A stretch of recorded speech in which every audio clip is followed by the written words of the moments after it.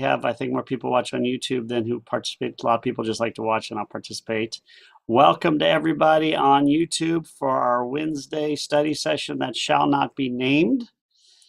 A reminder, we won't have class next week as I'll be out of town, but then we'll have it the next 2 weeks. And in 3 weeks, we are going to be going in person to Karen and Stuart's home.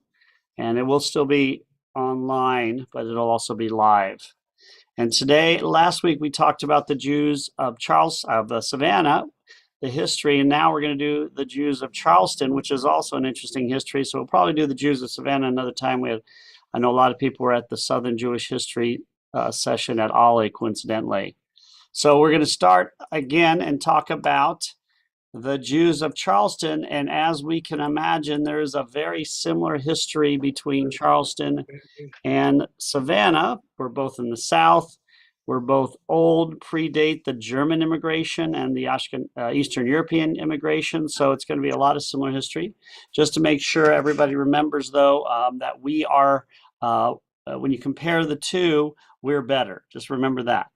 And I think hopefully Charleston people are watching and they'll chime back no, and we can have a competition.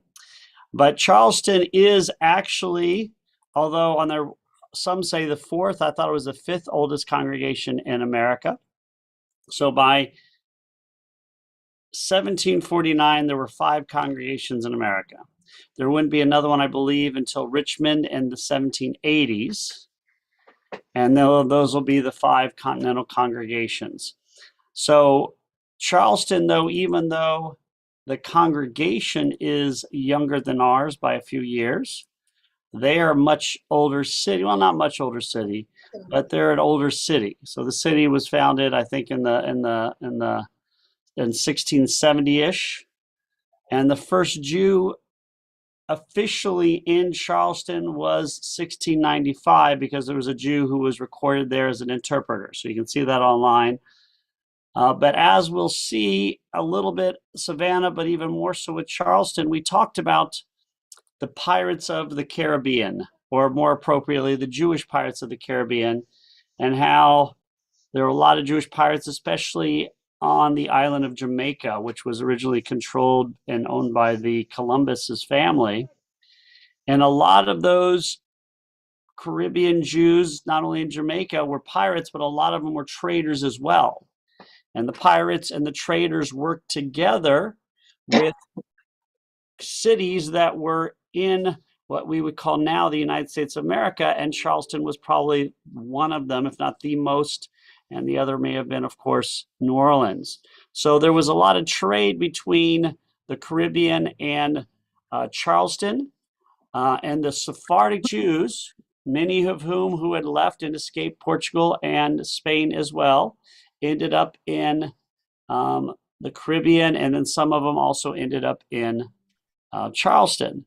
Not only that, and when they founded the synagogue in 1749, which is the first synagogue in Charleston and their continental congregation, some of the Jews were Jews who had probably left Savannah because there was the War of Jenkins' Ear in 1742, and Spain had landed at St. Simon's and were planning to attack Savannah. They wouldn't get this far, but all the Sephardic Jews who had illegally left the Inquisition in Savannah, thinking if Savannah was taken by Spain, that they would all be killed, that would men, women, and children, because Spain and Portugal were connected, and Spain really kind of was controlling Portugal. So almost all of the Sephardic Jews left in 1742, and some of them went to Philadelphia, founded Congregation Mikveh Israel there, and at least a few of them went to Charleston and helped found their first congregation, KKBE, Kahal Kadosh Beth Elohim, Holy Congregation House of Israel. Our original name is very similar, at least at the beginning. It's Kahal Kadosh Mikveh Israel, Holy Congregation Hope of Israel. We just changed it at some point to Congregation Mikveh Israel. We were probably Temple Mikveh Israel at one point as well, and they kept their original Hebrew name. So they're known as KKBE. Anybody been there? It's a beautiful building. They actually finished a very impressive amount of renovations, and they were going to have like the official grand opening because they had some serious problems in like March or April of 2020. So we all know what happened to that big celebration because of COVID. So I have not been there since it was done, but it's really beautiful. Now, who sponsored this congregation, or who was kind of like not the unofficial mother congregation? It would have been, guess who? Bevis Marks in London, which is our official mother congregation. There's a more direct route of Jews founding the congregation here in Savannah, but they were kind of like the congregation that was sending people to Charleston. There was a big connection between Charleston and London that went on for many years. So a lot of the Portuguese and Sephardic Jews that would make up this congregation and this Jewish community came from London as Charleston became a very prominent congregation. So officially, they became part of the United States in 1791. They have a letter from, of course, George Washington, just like us. They founded a Hebrew Benevolent Society, which is still around today, which is very rare to have a society with that name. Now, one of the differences between Savannah and Charleston is that Charleston became bigger and much more prominent. It's an older city, and the Jewish community did as well. So we may have been the largest Jewish city in America from 1737 to 1742 for a 5-year period, but Charleston would probably be the largest Jewish city in America from the 1740s to the 1830s. So maybe almost 100 years until, and they would still be one of the most prominent cities, Jewish cities in America, up until the Civil War, which of course Charleston was devastated during that time, and the Jewish community as well. So Jews are there doing a lot of the same things they're doing in Savannah. In the 18th century, mostly Sephardic Jews. And if not all Sephardic Jews, they're traders. A lot of them are traders, obviously some farmers, doing a lot of things they're doing in Savannah. And there was probably I know there was a very strong connection between the two, especially for work, but also for dating. Obviously, if you're looking for somebody to date or marry who's Jewish, you go to the Jewish communities that are nearby. And that, of course, the biggest one was Charleston. So, especially when it's the biggest one in the country. Now, they actually have the oldest Jewish cemetery in Charleston that's still in use. Whereas our original cemetery that was formed in 1733-ish was built over eventually. And then the two family cemeteries we have that were in the late 1700s are no longer in use. Their cemetery goes back all the way to 1762 and is still being used. So if you go there on a tour of the Jewish Jewish Charleston, you'll see the Cumming Street Cemetery, and it's very big and very beautiful. How many of you have been to the cemetery as well? It's very nice. They do have Jewish tours there. We will be hopefully starting Jewish tours here again, as we have somebody who wants to start it up. So hopefully that'll get going in the near future. So as early as 1702, Jews in Charleston were voting. So that meant that they had an early start compared to us, as obviously they were there. So by 1800, as I said, they still were the largest Jewish community at 2,000 Jews in 1800. Which is a lot because around 1780, 1790, there was only 3,000 Jews in America. So in 1800, there were 2,000 in just Charleston alone. And yes, Ron. No, Larry had his hand up. Oh, sorry, Larry. I did. Larry. Yeah, I just wanted to ask about the chronology again. Now, Charleston is an older city by 60 or 70 years. Exactly. Established. As I understand, there was a proprietary ship. But that's how it got its name. King Charles, gave it to Lord Ashley and some other of the proprietors of Charleston. but were Jews not welcome there? Is that why it took them so long to get established compared to Savannah? And Savannah, they were not welcomed until, Right. with the epidemic or something. Well, Jews were not really welcome anywhere as a group. As individuals, they were often welcome because individual Jews would come and become traders and merchants, and a lot of what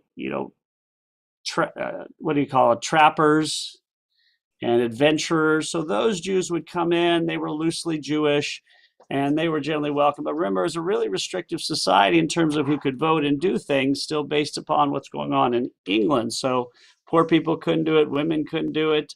So it was an unofficial belief that individual Jews probably were treated fine, but we don't necessarily need a Jewish community. The first Jewish community. I'm sorry. Sorry, I didn't know if you thought the reason why we had them in Savannah first, because you had mentioned about the debtors colony, which was interesting because when I took the kids to the Capitol, they had brought that up when they were teaching the kids. Yeah. I saw those photos on Facebook. Yeah, I mean, Savannah, when the Jews came to Savannah, that was the first immigration intentionally to start a synagogue, the largest immigration. So they were a big group of people coming here to start a synagogue. That was unprecedented. There had been one previous group of Jews who had come to America, and that was those who came in 1654 to New Amsterdam, but they didn't come intentionally. Their ship was attacked by pirates. They were going from South America to Europe. They ended up in New Amsterdam and decided to stay and petitioned the West Indies Company from the Dutch. And because the governor didn't want them to stay, there happened to be at least one, if not two, board members on the board of the Dutch West Indies Company. He said, and so the Jews were allowed to stay, but with restrictions. Then New York, and then England actually takes over, and the restrictions are lifted a few years later. But here, in Savannah, there were no restrictions. Charleston, it's not an official, like a group of people coming, let's start a synagogue. You got a couple Jews coming in, first official Jews there. They're probably Jews before this interpreter. Then they have a record of a Jew voting in 1802, and then Jews are coming in. And then there's the War of Jenkins' Ear, and more Jews go. Then there's the connection between London and Charleston and more. And then they finally create their synagogue. So, Larry. Yeah, just for Genevieve, could you just tell us a little bit more about the debtors? I'm curious about what you mentioned, that the Jews come because they were debtors and they were permitted, you mean? You had mentioned something about the debtors coming to Savannah and you tore up the Capitol. Oh, Ron, you want us to answer that? Yeah. When Oglethorpe came, most of the people he was with were from the debtors' prisons. Okay, that's where the debtors came from. And also, when the 41 Jews landed in Savannah, it was during an epidemic. Right. And when they heard that there was a doctor on board the ship, which was Dr. Mendez, they welcomed the Jews with open arms. Immediately gave them all the rights and privileges of everybody else. They gave them property. So they were welcome only because Dr. Mendez was on board. Yeah, I just wanted to make sure the Jews didn't come because they were debtors. That was a thing that confused me a little bit. Georgia was founded as a debtors colony. Yeah. So, but also he brought over a lot of craftsmen and everybody. At first, most of them were debtors, and then a lot of indentured servants came here. But it was founded again. It was mimicked Australia a little bit, except this was not hardened criminals. They were people who were, some legitimately were in jail for a longer period of time than they should have been. Some owned a minimal amount of money. So this was a way to get a fresh start, either as somebody who was an indentured servant or somebody who had an adventurous spirit. Ron. Oglethorpe was a very caring person, by the way. And the reason why he brought the debtors here, he felt that everybody should have a second chance. That's right. Unless you're a rabbi like me, you should have 7th, 8th, 9th, 10th chances. Just putting it out there. Just make sure you guys realize that. So Charleston, like Savannah, will grow. Of course, Charleston will be bigger. They will have slavery a little bit before us. The cotton gin will change them as well as it changed us. But they will continue to grow and become very soon, probably by the 1740s, the largest Jewish community in America. And they'll stay that way till the 1830s at least, if not a little bit later. So there are more Jews in Charleston than New York or Boston or Philadelphia, all the way until the German immigration. I don't know if it's 1830s or 1840s, but some point in there is when New York will become the largest Jewish city and remain that. But Charleston is very, very much a major city in the United States. It's a major port, as we mentioned, for traders, for merchants, for people selling, Jews selling their agricultural products. They had very good connections with the Caribbean. They had good connections with Savannah. And, you know, they had a very, very big imprint on the city, kind of like Savannah, probably not as in terms of equality. They probably didn't have, you know, Savannah was overtly equal for Jews. I don't think anywhere else in the New World was that much so, where Jews were on every board that started. But Charleston was an excellent place to live if you were Jewish, no doubt. And it also was a bigger and more prosperous city than Savannah, and probably bigger and prosperous than most cities in America. So they're here. 1749, they create their first congregation. They have a building. Eventually, they will have another one, but we'll talk first. Then, of course, we have the War of Independence. And they, like the Jews of Savannah, on whole, supported the rebels. And so many of them served in the army for the Revolutionary War.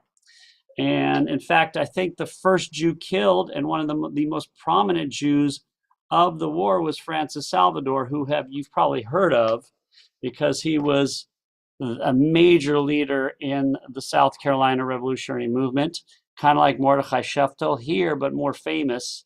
And he was one of the first people to die from South Carolina, if not the first person to die, I think, during the war. I'll have to look that up exactly. But if you go there, again, he was a very wealthy man, and he was, you know, part of their Congress for this. He's in all the history books as a leading, as a patriot.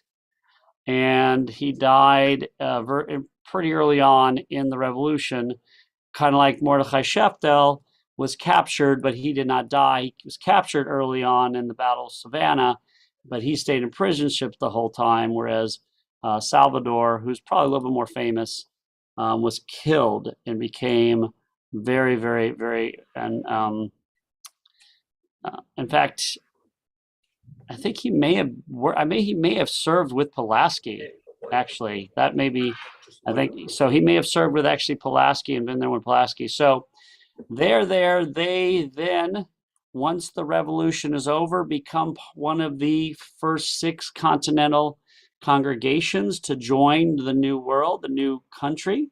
They get a letter from George Washington, just like us, when they congratulate them. And so very similar in terms of our support for the United States, and very similar we're going to see in the demographics coming up. But remember, Savannah is a Ashkenazic synagogue and the only one in America. So the congregation there is Sephardic too, but already by the 1880s, 1890s, and 1780s, 1790s, 1800s, you have Ashkenazic Jews starting to move to America. And obviously they're going to overwhelm these German Jews coming, are going to overwhelm them. And that happens in a lot of places, including Charleston. So Charleston has KKBE, but they'll have to incorporate the Ashkenazic Jews who want to form their own congregation at one point, but eventually decide to stay together. And so they will become part of KKBE, just like our congregation it will become eventually an Ashkenazic congregation.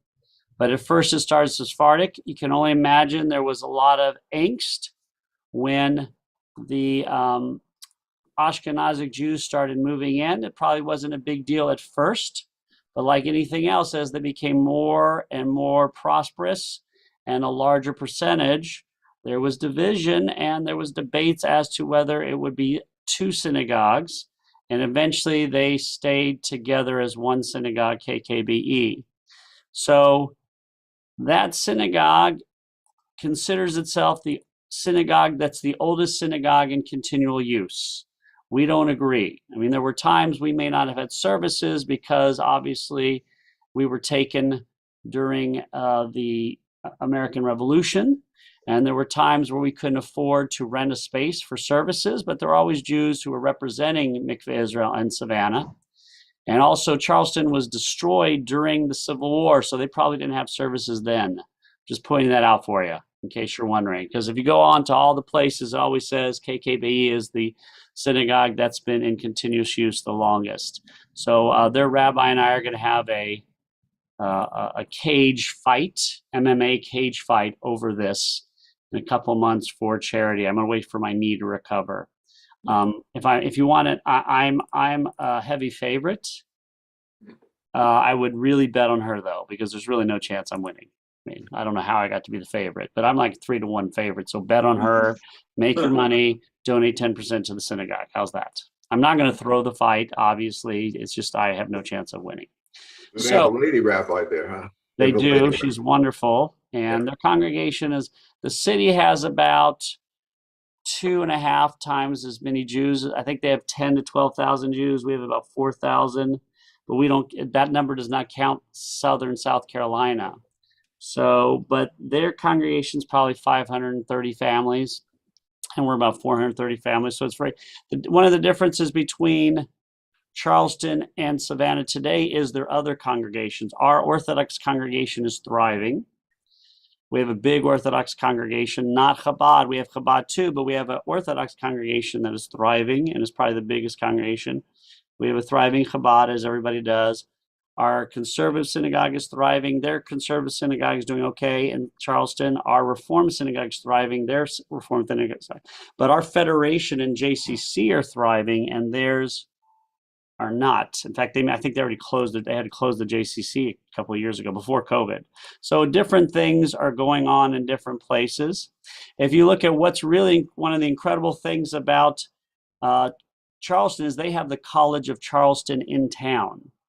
And they have a Judaic department in the College of Charleston, which gives them an incredible advantage over other places that don't, because they have access to the archives that are housed there through the Jewish Historical Society of South Carolina. So they have the College of Charleston archives. So, and whereas we have a wonderful committee here, that is an incredible committee that does incredible stuff, they have a university, an excellent university working with their archives. And of course, that means they have Jewish professors in town who are teaching about so they definitely have a very impressive place. So for students who want to go to college, and we've had a couple go there, they have a Judaic apartment that's really nice. And the archives there. So it really makes it a good place for study on a level that we probably can't compete with, although we do an impressive amount of work with the Georgia archives. And of course, we have the Bremen in Atlanta. Georgia has the advantage of having a giant city like in Atlanta, where they have, of course, Emory and, University of Georgia and Georgia Tech. They have, yes, Larry. I'm sorry to interrupt. Did they publish that magazine, don't they? They do. They publish Is that a from magazine. the College of Charleston? It's from I think it's the Jewish Historical Society of South Carolina, but the archives are at the College of Charleston. That's an excellent magazine. Yeah, it is. It is really nice. Yeah. Yeah. Again, we have a lot of advantages. They don't. They're a bigger city. Obviously, we're the first Jewish city of Georgia, but Atlanta is our major city, and there's no way Charleston can compete with Atlanta. I mean, Charleston has 750,000 people. Atlanta's got, 5 million? Atlanta has, is a major city and a major port and a major airplane center in the country. So in terms of the state overall, Georgia has a lot more advantages, but in terms of their archives, they're definitely really impressive. Now, what Charleston is really known for is being the first synagogue in America to become a Reform synagogue. They became a Reform synagogue before years before the Reform movement even got here. And that is a risk. So they went Reform as early as 1840. We are the oldest synagogue in America that is Reform, because we were founded in 1733, but we didn't become a Reform congregation until 1904. So relatively late comparatively, where they became a synagogue in 1749 and became a Reform synagogue around 1840-ish, although they were talking about it earlier. So that is really early. So they're the first synagogue in America to say we are a Reform synagogue. So what happened was, in the 1820s, after hearing about what had gone on, presumably in Germany with the first Reform synagogue, there was a petition to shorten the service. And people were not, the board were not happy about that. And so the petitioners resigned and started the Reformed Society of Israelites. They didn't have a synagogue yet, but they started this. And by the 1840s, there was a split at KKBE, which is probably it's the official start of the Reform movement in America.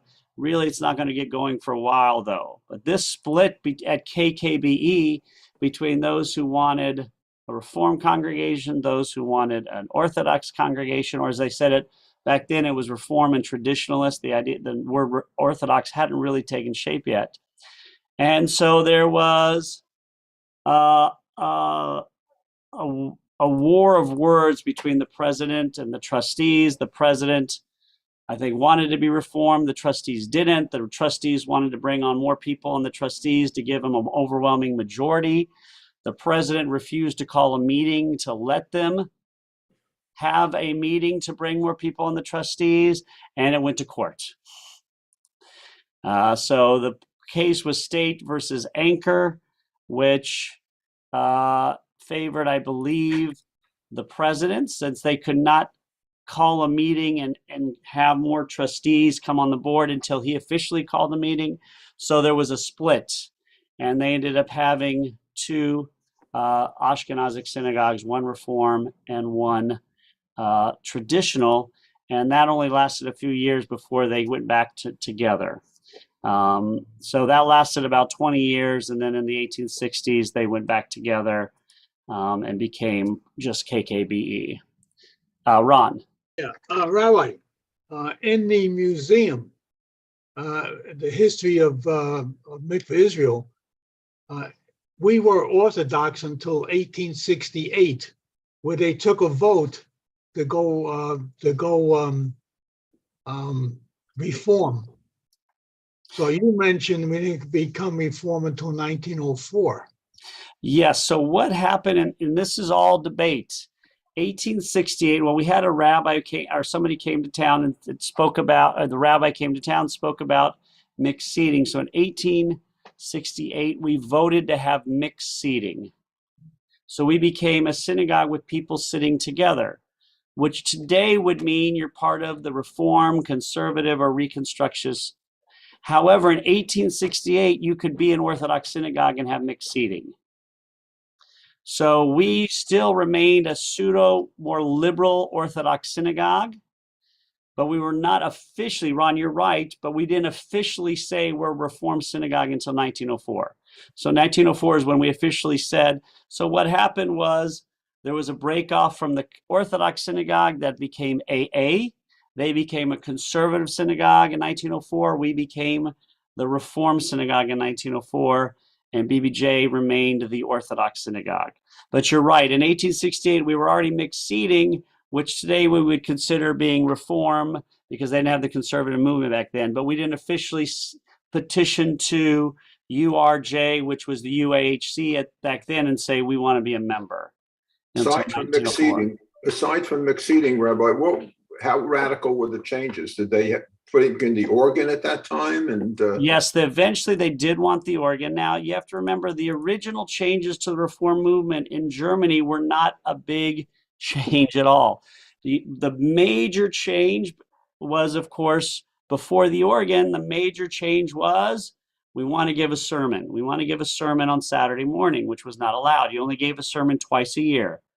The Shabbat in between Rosh Hashanah and Yom Kippur, and the Shabbat before Passover. And the Shabbat before Passover, he spoke about the rules of Passover. So one of the big changes was we want to give sermons. And then eventually it was, we'll have the organ. We like the organ music. That was a big change because music was not allowed to be played, musical instruments, in synagogues for 1,500 years at least, but for sure 1,000 years. and what about kashrut? Kashrut, we even remained fairly kosher all the way till the 1900s. But they remained, kashrut was not a big debate yet because, it was still the Wild West. You got to remember what we have today is not what we had back then. You could be Orthodox and be a lot looser than you are today because we didn't have the shochets, we didn't have all this. It's not till 1880s where the kosher debate really becomes part of it. So kashrut was probably not that big of an issue. I imagine they didn't have pork and probably didn't have shellfish in the community, but it wasn't, in our synagogue, we didn't have that, but it wasn't as huge of a debate as it's going to become in the 1880s. That's really where the kashrut issues come to a head. And that's where the real split between American congregations comes in the 1880s and is over kosher. That's the major divisive point. Is that why you picked Reform? Because you like giving sermons? I doubt that. You could give sermons. That was the original changes. As time went on, they started to shorten the service, put the part of the service in the language of the land. They had the leader of the service turn around and face everybody.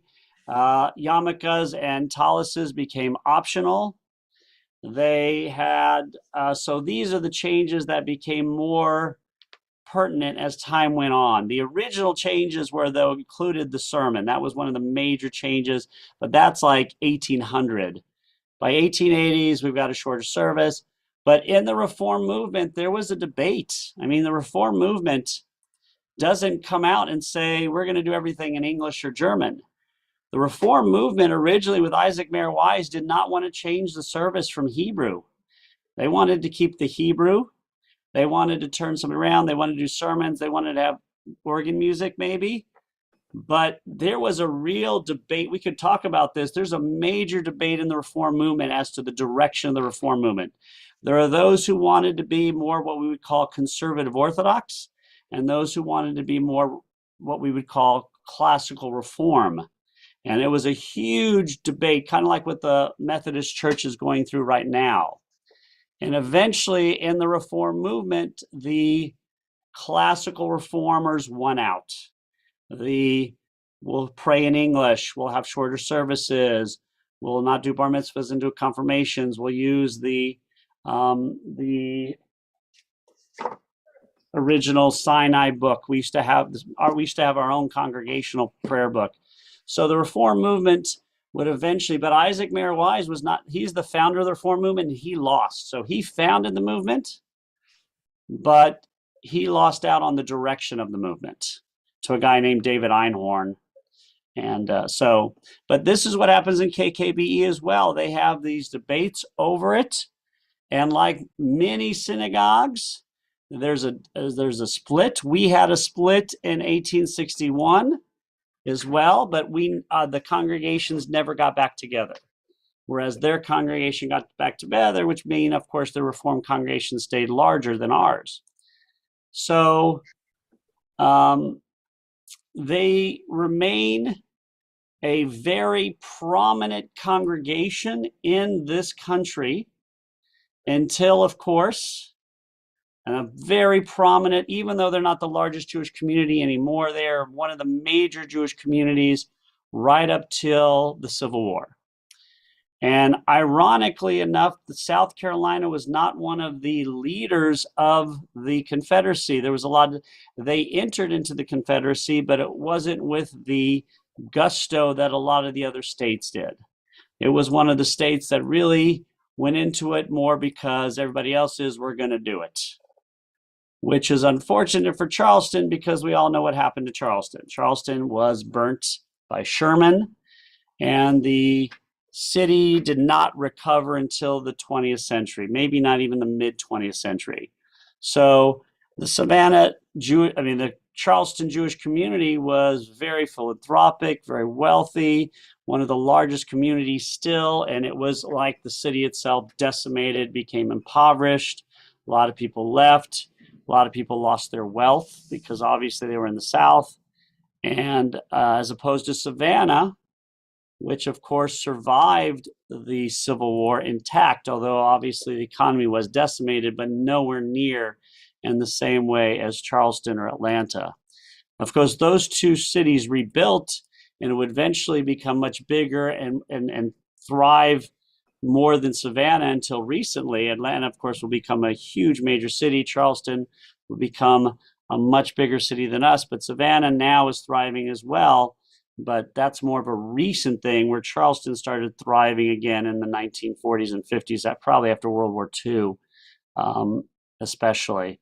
And so to this day, if you go to KKBE, they have a very similar story when it comes to their synagogue. Now, their synagogue building is from the 1840s. It is, I believe, the second oldest synagogue building in use. We're, I think, 10th. But our synagogue, this is our third one, and our first one was 1820. Our second one was 1830 when the other one was burnt down, and then our third one is 1878. They built their building in 1840s, and they are the last synagogue with Greek revival. So if you go there, and I can look up the view, it's a very pretty building. And then I'll put it on here. So let's do this. So if you go there, you'll see that it looks very different than our building. See in here, see the picture. So the outside, it has the pillars. That's what they call the Greek revival. And so they're, I believe, the last Greek revival synagogue left in America, just like we're the last neo-Gothic synagogue. Now, why did they choose to be Greek revival? As you can see over here, who knows? It's the exact same reason we chose to be neo-Gothic. And that is, there are no rules for how you build a synagogue. So you generally build a synagogue in the same way everybody else is building buildings at that time. And in the 1840s in the South, Greek revival was the thing. So if you go to the Massey House in Savannah, which is a block away from us, it's the oldest school in the South, they have an architectural room, which shows the years of the different architecture in Savannah. And in the 1840s, what was the architecture in Savannah? Greek revival. So if you come to Savannah and you see houses of worship like this, which you will see downtown and south of downtown, those buildings possibly were built in the 1840s. So because there's no rules as to how to build a synagogue, you're supposed to have the ark, you're supposed to have the Ner Tamid, the eternal light, probably should have a menorah on the bima, but that's it. As to the architecture itself, there are no rules. If you're a Sephardic congregation, you will read the Torah in the middle of the sanctuary, so everybody, but the building itself, there's no rules. Plus the fact that for a very long time, Jews were not allowed to be architects. That was a restricted field. So you had to build your house of worship like everybody else. And additionally, you wanted to often build your synagogue like everybody else because in many communities, you didn't want to stand out. You wanted to fit in. And so that, and in some communities, it was actually required that you build it in a certain way throughout history. So as you can see, it's an absolutely stunningly beautiful building. You can also see pictures of the cemetery, which has statues. Again, this is our cemetery has similar statues as well, but our cemetery is part of the larger Savannah Cemetery of Bonaventure. They have their own area cemetery. It's not nearly as big, obviously, but it's just a Jewish one. But you can see that they have monuments in ways that we would not think about. Let's see here. Probably mausoleums like we have.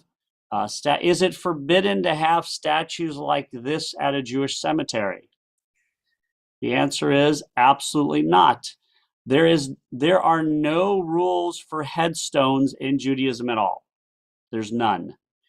Some places you'll find the priestly benediction if that person was a Cohen. Some people say you shouldn't put photos up or pictures. That is all up to you.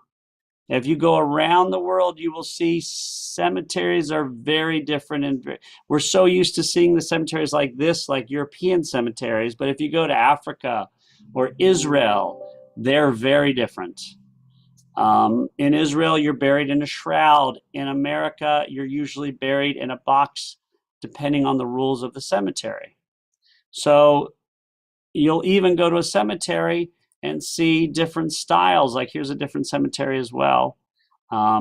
You'll see that some places even they'll allow, I think they allowed, these are different cemeteries in Charleston, not just, this is not the one. But anyway, you'll see some beautiful pictures. That's, I think, Fred Astaire, in case you're wondering. I have no idea how that got in there. Is there a cemetery near the synagogue? Yeah, it's very near. It's a little bit of, you can drive there, you can walk there. It's about a 15-minute walk, 10-minute walk. Remember, their downtown is much bigger than Savannah's downtown, much bigger than Hilton Head's downtown or Bluffton's downtown. So, but it's really beautiful, and they do tours. And again, like I said, we're hoping to start our own tours here. Again, the two people who did tours both retired, but we have somebody moving to the area who wants to do them. So when he moves here, hopefully we'll have tours again, which will be pretty exciting. So Charleston to this day, again, is a bigger cemetery. I mean, bigger Jewish community than ours. It's a bigger city. I think percentage-wise, we'll probably have a higher percentage. They, again, do have a federation. They have a Hebrew Benevolent Society still. They have the 3 synagogues. The JCC, I think, it closed a few years ago. I don't know if their Orthodox synagogue is thriving. I know Chabad is thriving there. I'm not sure the Orthodox synagogue is thriving as ours is in a Savannah. So this is a little bit about the history there, and it's really an interesting history in some ways, very similar, in some ways, some differences. But it's really a great place to visit. And I'm gonna make sure I answer any questions. During the great wave of immigration, the Ellis Island but did Charleston benefit from that as well? Oh, yes. In fact, Charleston benefited greatly from from both. I mean, the 1820s, especially 1840s, is where Charleston, everybody's getting bigger because of the the German immigration. But the 1881 beginning of the Eastern European immigration, and Charleston had congregations that were vying for these new people coming to America. There's an enormous number of Jewish people, especially. Now, remember, you don't necessarily benefit at the beginning because these Eastern Europeans who were moving were poor. And so you're struggling to, like we did in Savannah, to do as much to welcome them and help bring them into the fold and get them jobs. That's what the Benevolent Society is for. Savannah probably didn't do a good as job as Charleston of doing this. Savannah was a little bit more insulated, although we did do a lot of it. But yes, they greatly benefited, as did every community and every Jewish community in America. Yeah, I know we took some tours in Newark, and a lot of the Reform Jews that were there already, the German Jews, as the immigrant Jews came into, the United States at the time, one of the things that they tried to do was assimilate them, which they really objected to considerably, and get them to learn English and wear modern clothing and things of that nature. Did the same things happen down in? Yeah, I mean, that's everywhere. So you had all these Jews coming from Eastern Europe, and some of them really wanted to acclimatate and acclimate and even acculturate or assimilate, and others did not. Most of them did by the end. Some of them were quicker to learn than others. But if you talk of the movements, the conservative movement is the one that took advantage of the influx much more than the Reform and Orthodox. I mean, that immigration became the basis for the conservative movement. And so the conservative movement very soon will become the biggest movement in America until the 1970s, when the Reform movement really starts to support intermarriage. And so then we will take over. And right now, I think the Reform movement's holding steady, the Orthodox movement is growing, and the conservative is shrinking. So that's how the stats are going right now. But that changes. Things change as time goes on. But yeah, they will become mostly an Eastern European synagogue, although they still have people there from that are a long time. But just like us, most of the Jews in Hilton Head and in Savannah and in Bluffton are probably from Eastern European descent. It's just that Charleston and Savannah have a large percentage compared to other synagogues of German Jewish immigrants and even Sephardic Jewish immigrants. But really, our synagogue, even though we were founded in 1733, we have very few Sephardic Jews, and we do have a significant number of German Jews, but it's still a small overall percentage. Probably 10%, 15, 20% at the most.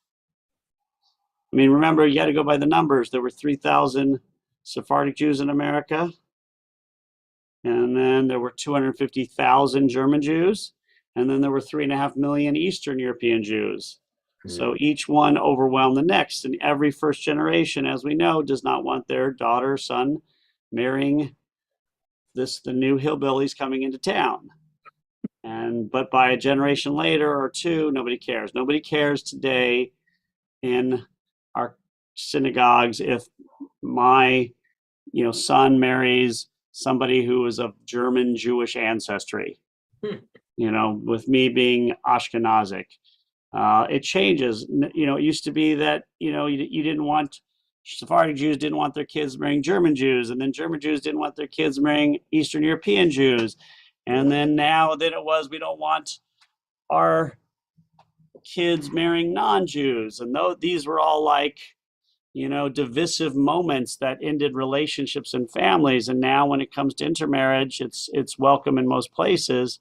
So we got to figure out now who we don't want our kids marrying. I haven't decided yet.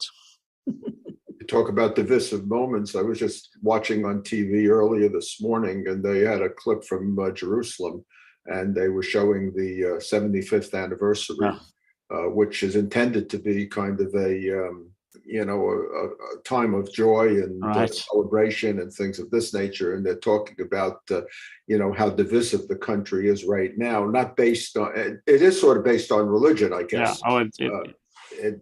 But it's based more on which direction the country is going to go. Well, it was going to come to head at some point. Commentary this morning. It was going to come to head at some point. The Orthodox are just growing, and the secular Jews or the Reform and conservative were just kind of letting it happen. But eventually, Israel will not be a viable country. And they're saying also a lot of the Russian Jews that had come in were far more conservative than a lot of the more liberal Jews that were that been there, the immigration. And but it has a lot to do with the group of Jews that are not working and don't serve in the military. That's a big part of it, because if that number grows, that will destroy the country. Now, there are Orthodox Jews, they serve in the army, and that's the issue with the territories. That's another issue. One of the major issues is this really growing population of ultra-Orthodox Jews who don't work, who don't serve in the military. They're now basically in control of the government, can determine how much money that everybody, my taxes go to pay them not to work or do anything. My taxes go to pay them to educate their kids solely on Talmud and to learn how to do nothing.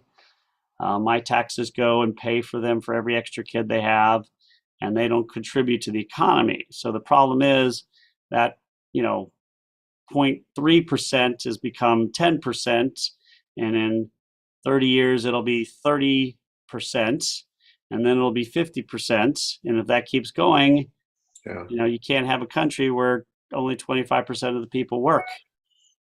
It's And the just two-state solution, they say, is Right. basically kaput. Yeah, well, that's been complete for, that's not even, So that's, that's not even on the table. well, It's interesting also- even liberals don't want that now. It's The, interesting. the two-state solution has not been part of any vote in years. I mean, it's not even a consideration at this point. That boat has sailed for now. It's going to take a generation for that boat, unless there's something going on we don't know about. But They we'll had interviewed some people that were ultra-Orthodox also this morning about this contribution to the economy and working and things. And they claim, but we do charity work and we're there for the in time of need with the Red Cross or whatever the Morgan David is. And they do a lot of those kind of, they were trying to play up some of the aspects of their the truth is involvement. a very small percentage do that, and none of the women. But that's part of their pitch now, whereas yes, we do, you hear that from. Yeah, basically they used to pitch that we pray for the country, which is fine. Like we say, we've had a tradition of always supporting financially our great scholars, but they're not, it was never everybody. It was, 1 in 100,000. It was 1 in a million, Now it's basically taken that idea that we have to support. And the biggest issue is they don't know how to turn on computers. They don't know how to speak Hebrew. They don't know how to do anything. I mean, I doubt even they could mop floors. So they're so uneducated that those of them that do want to come out and work, they have no skills. And that is a real problem. So it's going to take a long time and plus my taxes go to their schools. So I don't live there, so I don't have a say, but my taxes go to their schools. In Israel, you can go to 2 types of schools, the religious or the secular. If you go to the ultra-Orthodox religious, they don't teach you math or science or Hebrew. They just teach you Talmud, and the girls, they barely teach at all, just enough to do, their menial stuff. Plus, the women get married at 16, 17, 18, and they have several kids by the time they're in their early 20s, and they are trapped because they cannot leave, because if they try and leave, they don't have any family, they're undereducated, and they have to leave their kids behind. So it's a really difficult straits. But that's a whole nother issue. We're talking about Charleston, which is doing great. So we can talk about the reform movement transitions next week in 2 weeks. Next week, we don't have class. In 2 weeks, it will be online. And in 3 weeks, which is May 17th, I think, May 17th, we're going to meet at Karen Stewart Blickstein's house. And it's going to still be online, but we're going to have like what we did before with food. Also, Stewart, who's not online, will be starting a Monday class the second week of May at noon. It's going to be on Zoom. It's going to be a theme class, and we're going to be trying to continue it throughout the year with different sections. So the first section, I forgot what it is. He told we have the thing, look at the flyers, but it'll be on Zoom.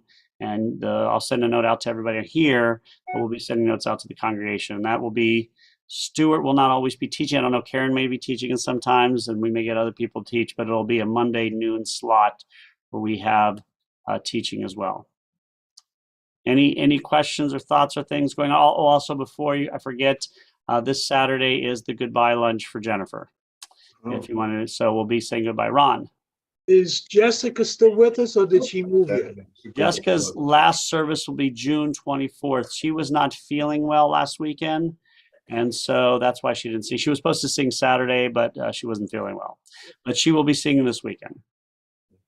just wanted to mention, when we talked about Jewish authors, I brought up Judy Blume at the time. That's right. That Netflix now has that documentary about her. If you want to take a look at Oh, it. really? I did not know. I watched it just last night. Yeah, it's quite informative. I Is have it? not read any of her books. I know, Rabbi, you said you were. Yeah, I mean, she was one of the major authors, but you know, they're making a movie of Are You Up There, God? It's Me, Margaret.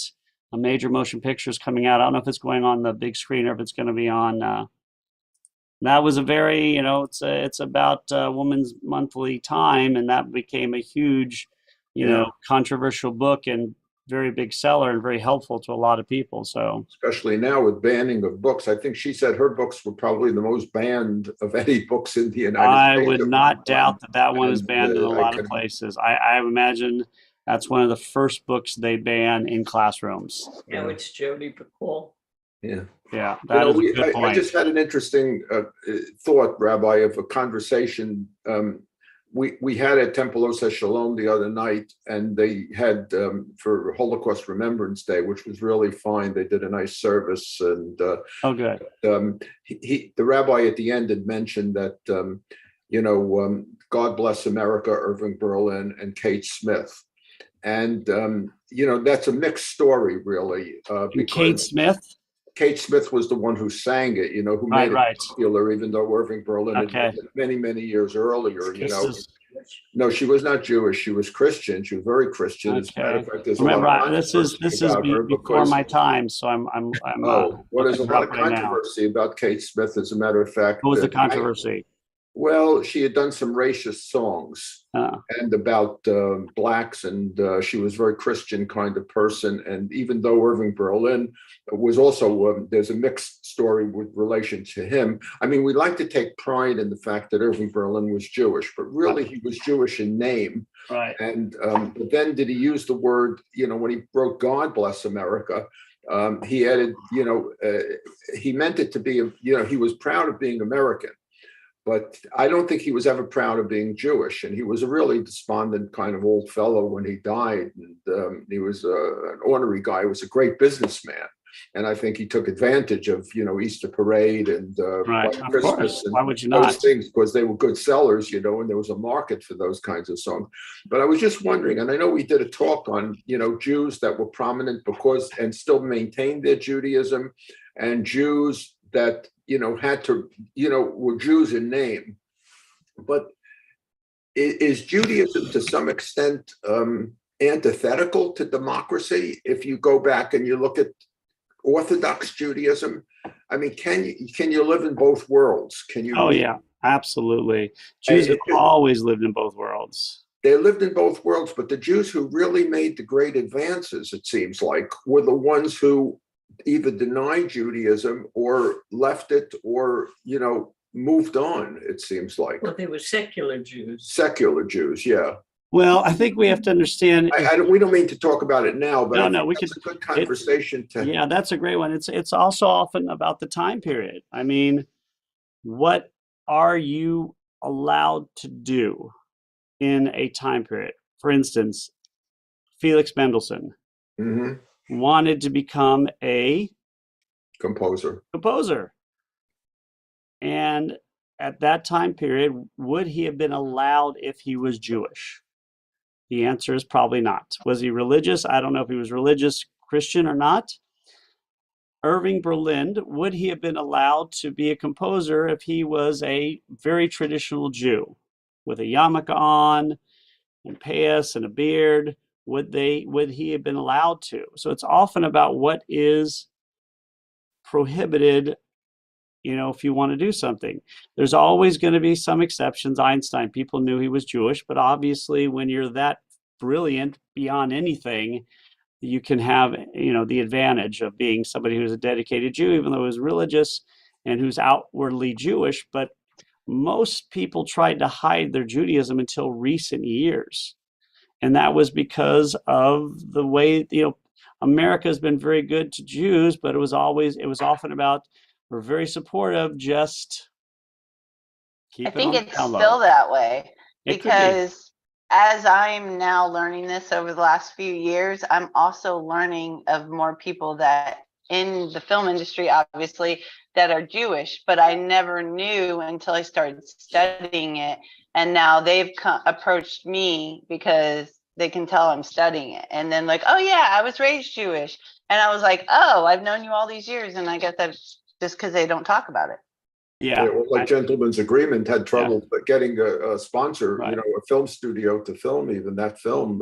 It was too controversial and they didn't want to make waves and things of that nature. But it's not that they denied their Judaism. It's just that they Exactly. were not really practicing Judaism. It wasn't in the forefront. You're right. Part of it is the timing, but I think part of it is the fact that Judaism is a restrictive religion, and if you obey it to the nine, so Well, to speak. That's only if you look at it from an Orthodox. There's always been Jews who have living in the world and who have those who have been.